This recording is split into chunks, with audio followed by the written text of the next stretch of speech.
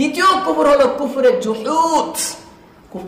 কুফরে জুহুদ এ সম্পর্কে ফায়জুল বারীর ভিতরে লেখা হয়, ওয়া আম্মা কুফরুল জুহুদ ফাহুয়া আইয়ারিফাল হক্কা বিকলবিহি ওয়া লা ইউকিররা বিলিসানিহি কাকুফরি ইবলিস। কাকুফরি ইবলিস, এই ইসলামের ভিতরে, ইসলামের জরুরিয়াতের দিনের মধ্যে থেকে কোন একটা বস্তুকে অস্বীকার করা, কোন একটা বস্তুকে অস্বীকার করা কিভাবে?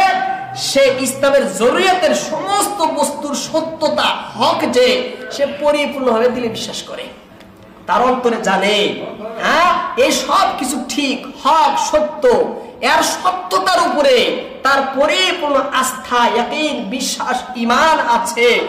কিন্তু ঈমান এখানে অর্থ বিশ্বাস আছে, বিশ্বাস আছে, কিন্তু সে মুখে স্বীকার করে না, মুখে সে স্বীকার করে না।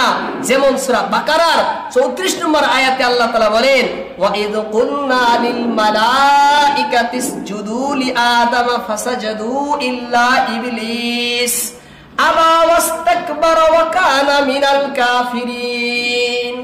যখন আদম আলাইহিস সালাম সেই জান্নাতের ভিতরে ফেরেশতারা যখন হেরে গেলেন আদমের সাথে, তখন আদমের মান বাড়ানো লাগে। আল্লাহ বলেন আদমের মান বাড়ানোর জন্য তাহলে তাকে সিজদা করো। সবাই সিজদা করলো, ইবলিস কি করলো না? সিজদা করলো না, আবার অস্বীকার করলো, ওয়াস্তাকবারা, সে অহংকার করলো, ওয়া কানা মিনাল কাফিরিন, আর সে হয়ে গেল কাফির।